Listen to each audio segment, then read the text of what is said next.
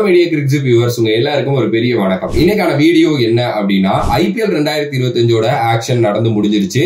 So 10 டீம்ஸுமே அவங்களுக்கு தேவையான players எடுத்து செமையா செட் ஆயிட்டாங்க அப்படின்னே சொல்லலாம். சோ இந்த வீடியோல நம்ம என்ன பேச போறோம் அப்படின்னா, சிஎஸ்கேயோட பிளேயிங் 11 பத்தி தான். அண்ட் இன்னைக்கு ஈவினிங் மும்பையோட பிளேயிங் 11 வீடியோ உங்களுக்காக வருது. சோ அதையும் வந்து பாருங்க.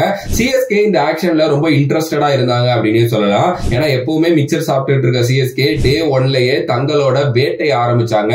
ஒரு சில நல்ல பிக்ஸ் வந்து நம்ம பார்த்தோம். லைக் ஒரு டெவான் கான்வே திருப்பி எடுத்துட்டு வந்ததா இருக்கட்டும், ராகுல் திரிபாதி அவங்க எடுத்ததா இருக்கட்டும், அதே நேரத்துல நம்ம ரவிச்சந்திரன் அஸ்வினுக்கு போட்டி போட்டு எடுத்ததா இருக்கட்டும், அண்ட் தீபக் கூடா மாதிரி ஒரு பிளேயரை வந்து எடுத்ததா இருக்கட்டும், ரச்சின் ரவீந்திராவை திருப்பி கொண்டுட்டு வந்ததா இருக்கட்டும், நூர் அகமதுக்கு 10 கோடி கொடுத்து எடுத்ததா இருக்கட்டும், அண்ட் 2வது நாள்ல அனுசுல் கம்போஜ் மாதிரி ஒரு பவுலர் எடுத்ததா இருக்கட்டும், ஜாமி ஓவர்டன், நாத்தன் எல்லிஸ் பிளேயர்ஸ் மேல இன்ட்ரெஸ்ட் காட்டி அவங்கள தூக்குன விஷயமா இருக்கட்டும், ரொம்ப நல்லாவே வந்து பண்ணாங்க அப்படின்னே சொல்லலாம். இருந்தாலும் சிஎஸ்கே ஃபேன்ஸ் மத்தியில ஒரு சின்ன வருத்தம் இருந்துகிட்டே தான் இருக்கு. அந்த ஒரு ஃபாரின் ஆப்ஷன், ஒரு ஹிட்டர் இருந்திருக்கணும், அந்த பினிஷரா அவங்க இருந்திருக்கணும் அப்படின்லாம் நிறைய பேர் சொல்லிட்டு இருக்காங்க. அப்படிலாம் கிடையாதுங்க. சேப்பாக் மாதிரி கண்டிஷனுக்கு உங்களுக்கு அப்படியே அடால் துடால் பேட்ஸ்மேன்னா தேவையே இல்லை. அங்க என்ன தெரியுமா, ஸ்பின்னர்ஸ் ஆட தெரிஞ்சிருக்கணும், நல்லா ஸ்பின் பவுலிங் போட தெரிஞ்சிருக்கணும். இந்த கேட்டகரியில இருந்தாலே நீங்க சிஎஸ்கே ஆடிடலாம். 7 மேட்சஸ் ஹோம் கிரவுண்ட்ல ஆடுவாங்க எல்லா டீமும். இப்ப 7 மேட்சஸ் நீங்க சேப்பாக்ல ஆடுறப்போ அதுல 5ல இருந்து 6 ஜெயிச்சிட்டீங்கன்னு வைங்களேன், உங்களுக்கு பிளே ஆஃப் போறது அப்படிங்கிறது ரொம்ப ஈஸியாவே வந்து பாத்தீங்கன்னா ஆயிரும். சோ அதுக்கு ஏத்த மாதிரிதான் டீமை எடுப்பாங்க. எப்பவுமே சிஎஸ்கேயோட ஸ்ட்ராட்டஜி ரொம்ப சிம்பிளா இருந்திருக்கு. இது நான் சொல்லல, காசி விஸ்வநாதன் தாத்தா இருக்காருல்ல, அவரு சொன்னதுதான். பிளே ஆஃப் போற மாதிரி எங்களுக்கு ஒரு டீம் வேணும், சேப்பாக்ல ஆடுற மாதிரி ஒரு டீம் வேணும், அதுதான் என் தலைவன் யோசிப்பான், அதுதான் எங்களுக்கு தலைவன் கேட்பான் அப்படின்னு அவர் சொல்லியிருக்காரு. சோ இந்த டீம் வந்து பாத்தீங்கன்னா பக்காவான சேப்பாக் விக்கெட்டுக்கான சூப்பரான ஒரு டீம் அப்படின்னே சொல்லலாம். சோ ஃபேன்ஸ் யாருமே எங்களுக்கு ஒரு ஃபாரின் ஹிட்டர் இல்லையே அப்படின்லாம் வந்து வருத்தப்படாதீங்க. அப்படி நீங்க வருத்தப்பட்டாலும் அந்த வருத்தத்தை போக்குற மாதிரி கூட ஜேமி ஓவர்டன் எடுத்துட்டு வந்திருக்காங்க. ஜேமி ஓவர்டன் ஒரு செமையான ஹிட்டர் தான், ஓகேவா? சோ இப்போ இந்த டீமை வச்சு எப்படி பிளேயிங் 11 செட் பண்ணுவாங்க அப்படிங்கறத பத்தி நம்ம பேசலாம். ஃபர்ஸ்ட்லி பாத்துக்கிட்டீங்க அப்படின்னா, ஓபனர்ஸா ருத்ராஜ் ஐக்வாட், டெவான் கான்வே. ருத்ராஜ் ஐக்வாட் ஒரு சாலிடான ஓபனர் அப்படிங்கிறது நமக்கு தெரியும். ஆப்வியஸ்லி அவர் ஒரு ப்ரூவன் கமாடிட்டில இருந்து வர்றாரு. சிஎஸ்கேயோட கேப்டன் வேற, அவர் ஓபன் பண்ணிடுவாரு. அவர் ஓபன் தான் பண்ணணும். லாஸ்ட் இயர் வந்து அஜிங்கியா ரஹானேக்காக அவர் ஒன் டவுன் போனது, இதெல்லாம் வந்து இந்த வருஷம் பண்ணவே கூடாது. ஏன்னா ராகுல் திரிபாதி ஓபன் பண்ண விட்டுட்டு நம்ம ஒன் டவுன் ஆடலாங்கிற மைண்ட் செட் வந்துச்சு அப்படின்னா அது ரொம்ப கஷ்டமாயிரும். சோ ருத்ராஜ் ஐக்வாட் கண்டிப்பா ஓபன் பண்ணுவாரு. கூட டெவான் கான்வே. டெவான் கான்வே பொறுத்த வரைக்கும் வந்து ரீசன்ட் டைம்ஸ்ல அவரோட ஃபார்ம் வந்து ரொம்ப போராதான் இருக்கு. ஒரு இன்ஜுரி கன்சர்ன் வேற இருக்கு. ஆனா இந்த 2023 ஐபிஎல் சிஎஸ்கேக்காக அவர் ரொம்ப நல்லா ஆடினாரு. சேப்பாக் கண்டிஷன்ஸ்ல பயங்கரமா சூட் ஆகுற ஒரு பிளேயர். அகைன் இந்த ஒரு ஓபனிங் இறங்கி பவர் பிளேயை மேக்ஸிமைஸ் பண்ணக்கூடிய பிளேயர்லாம் அவர் கிடையாது. பொறுமையா தன்னோட ஸ்ட்ரைக் ரேட்டை 130ல ஆரம்பிச்சு முடிக்கிறப்போ 160 165ல முடிக்கிற ஒரு பிளேயர் தான். அந்த மாதிரி ஆங்கர் பண்ணி அதே நேரத்துல நல்லாவும் அடிச்சு ஆடக்கூடிய, சேப்பாக் கண்டிஷனை புரிஞ்சு ஆடக்கூடிய ஒரு பிளேயரா டெவான் கான்வே இருக்கிறதுனாலதான் எஸ் அவர் ஃபார்ம் அவுட்ல இருந்தாலும் அவருக்கு நாங்க 6.5 கோடி கொடுத்து எடுக்கிறோம் அப்படின்னு சொல்லிட்டு டெவான் கான்வே எடுத்துட்டு வந்திருக்காங்க. அது மட்டும் இல்லாமல் ஐபிஎல் 2023 கப் அடிக்கிறதுக்கு ரொம்ப முக்கியமான காரணமா இருந்த டெவான் கான்வே திருப்பி எடுக்கணுங்கிற அந்த ஒரு எண்ணம் இருக்கும் இல்லையா? ஏன்னா லாஸ்ட் இயர் வேற அவர் த்ரூ அவுட்டா சீசனே விளையாடல. சோ அதனால டெவான் கான்வே எடுத்துட்டு வந்தாங்க. So Ruturaj, Devon Conway opening இறங்கிட்டா ஒன் டவுன் பொசிஷன் யார் இறங்குவா? இந்த ஒன் டவுன் பொசிஷன் அப்படிங்கிறது சிஎஸ்கேக்கு ரொம்ப காலமா வந்து பாத்தீங்க அப்படின்னா ஒரே ஒருத்தர் ஆடிட்டு இருந்தாரு, சுரேஷ் ரெய்னா அப்படின்னு சொல்லிட்டு. அவர் போனதுக்கு அப்புறம் யார் அந்த ஒன் டவுன் பொசிஷன்ல கரெக்டா பிக் பண்ணுவா அப்படின்ட்டு நிறைய கேள்விகள் இருந்துகிட்டே இருந்துச்சு. ஓகே, நிறைய பேரை ட்ரை பண்ணிட்டாங்க. ஒரு ராபின் உத்தப்பாவை, அஜிங்கியா ரஹானேவை, அம்பத்தி ராயுடு அப்படின்னு சொல்லிட்டு நிறைய பேரை ட்ரை பண்ணிட்டாங்க. பட் ஆனா இன்னமும் ஒரு சாலிடான ஒரு ஒன் டவுன் பொசிஷன் நமக்கு கிடைக்கல. சோ இப்போ மேபி ராகுல் திரிபாதி அந்த இடத்துல ட்ரை பண்றதுக்கு நிறைய சான்சஸ் இருக்கு.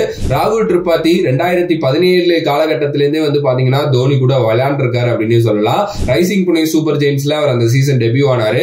ஆல்மோஸ்ட் 300+ ரன்ஸ் அடிச்சாரு. ரொம்ப நல்ல பிளேயரா அவர் எலிவேட் ஆனாரு. ஆனா அதுக்கப்புறம் அவர் போன பிரான்சைஸா இருக்கட்டும், இல்ல அவருக்கு கொடுத்த ரோலா இருக்கட்டும், அந்த அளவுக்கு செட் ஆகல அப்படின்னு தான் நான் சொல்லுவேன். இருந்தாலும் எஸ்ஆர்ஹெச்லயா இருக்கட்டும், கேகேஆர்லயா இருக்கட்டும், நிறையவே நல்ல கேம்ஸ் விளையாண்டா அவங்களை ஜெயிக்க வச்சிருக்காரு.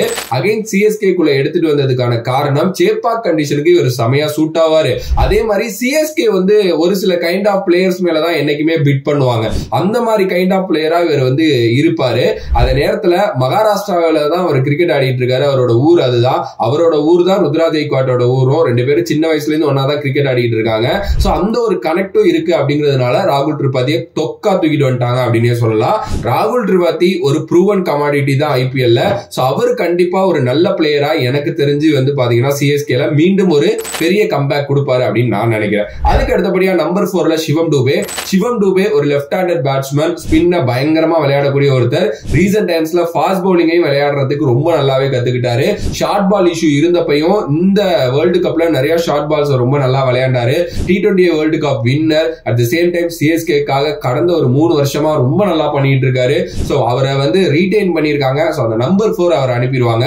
அதுக்கு அடுத்து தீபக் கூடாவும் எனக்கு தெரிஞ்சு ஒரு சாலிடான பிக் அப்படின்னு நான் நினைக்கிறேன். தீபக் கூடா உண்மையிலுமே பாத்தீங்கன்னா சூப்பரான ஒரு பிளேயருங்க. நல்ல லாங் லிவர் வச்சிருக்கக்கூடிய ஒரு பிளேயர். அவரால் பெரிய சிக்ஸஸ் பாத்தீங்கன்னா அடிக்க முடியும். அவர் SRH இருந்த காலகட்டத்திலிருந்தே நம்ம பார்த்துக்கிட்டு இருக்கோம். சோ அவர் ரொம்ப நல்லா விளையாடுவாரு சீரியஸ்லி. சோ அவரை எடுத்துட்டு வந்தது எனக்கு தெரிஞ்சு ரொம்ப நல்ல பிக் அப்படின்னு தான் நான் நினைக்கிறேன். பட் அந்த பொசிஷன் மேபி நம்பர் 4 நம்பர் 5ல சிவம் டூபேவையும் தீபக் கூடாவையும் சேஞ்ச் பண்ற சான்சஸ் இருக்கு. ஆனா எனக்கு தெரிஞ்சு ஃபர்ஸ்ட் 11லயே தீபக் கூடாவை இறக்கி விடுவாங்க. ஏன்னா அவ்வளவு எக்ஸ்பீரியன்ஸ் தீபக் கூடாவுக்கு இருக்கு. எஸ், லாஸ்ட் இயர் ரொம்ப போரான ஒரு IPL தான். LSGல அவர் ஒழுங்கா விளையாடல.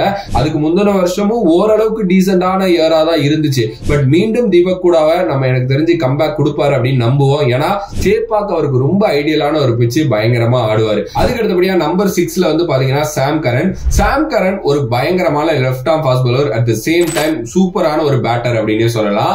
ஆனா வேற டீம்ஸ் எதுவுமே அவரை கரெக்டா யூஸ் பண்ணல. தேவையில்லாம அவருக்கு கேப்டன்சி கொடுத்து அவர் மேல பிரஷரை ஏத்தி விட்டு திடீர்னு ஓபன் பண்ணாரு, 1 டவுன் வந்தாரு, எங்கெங்கேயே இறக்கி விட்டாங்க. ஆனா சாம் கரனுக்கு சென்னை தான் செட் ஆகும். ஏன்னா சென்னை கண்டெடுத்த ஒரு முத்து தான் நம்மளோட சாம் கரன். சென்னை சூப்பர் கிங்ஸ்ல விளையாடுறப்பதான் அவரோட திறமை பயங்கரமா வெளியில தெரிஞ்சிச்சு அப்படின்னே சொல்லலாம். சாம் கரன் திருப்பி சென்னைக்கு வந்தது எல்லாருக்குமே சந்தோஷம் தான். ஏன்னா நம்மளோட சுட்டி குழந்தை, நம்மளோட கடைக்குட்டி சிங்கம் திருப்பி கொஞ்சம் ஊரெல்லாம் போயிட்டு வந்திருக்கு அப்படின்னே சொல்லலாம். சோ ஆப்வியஸ்லி அவர் பாத்தீங்கன்னா பிளேயிங் லெவல்ல விளையாடுவாருங்க. சோ அவர் நம்பர் 6 பொசிஷனை எடுத்துப்பாரு. Number 7 no brainer MS Dhoni வந்துருவாரு. நம்பர் 8 ரவீந்திர ஜடேஜா வந்துருவாரு. நம்பர் 9 ரவிச்சந்திரன் அஸ்வின். இவரை பத்தி நான் ஏதாவது உங்களுக்கு சொல்லணுமா? சொல்லுங்க. சேப்பாக்ல அதிக விக்கெட் எடுத்த ஒரு பவுலர் ரவிச்சந்திரன் அஸ்வின். பல வருஷமா பாத்தீங்க அப்படின்னா சேப்பாக்ல தான் ஆடிட்டு இருக்காரு. கிட்டத்தட்ட எல்லா திசையும் எல்லா நுணுக்கும் அவருக்கு சேப்பாக்ல தெரியும். அண்ட் மத்த இடங்கள்லயும் ரொம்ப சக்சஸ்ஃபுல்லா இருந்திருக்காரு. ஒரு சூப்பரான ஒரு பிளேயர். ஆப்வியஸ்லி நம்மளோட சென்னை பாய். கண்டிப்பா சென்னை சூப்பர் கிங்ஸ்ல விளையாண்டு தன்னோட கெரியரை முடிக்கணும் தான் அவர் இருக்காரு. ஏன்னா கெரியர் ஆரம்பிச்ச இடத்துலயே முடிக்கணும் அப்படிங்கிறது தான். சோ ஆப்வியஸ்லி ரவிச்சந்திரன் அஸ்வின் ரவீந்திர ஜடேஜாவோட சேர்ந்து பவுலிங் யூனிட்டை எடுக்கிறப்போ என்ன நடக்க போகுது அப்படிங்கிறது எனக்கு சத்தியமா தெரியல.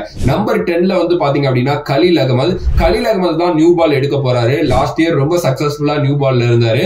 ஒரு லெஃப்ட் ஆர்ம் ஃபாஸ்ட் பவுலர். அவரால் கட்டர்ஸ் போட முடியும், ஸ்லோவர் ஒன்ஸ் போடுவார். அட் தி சேம் டைம் யாக்கர்ஸும் சம்டைம்ஸ் ட்ரை பண்ணுவாரு.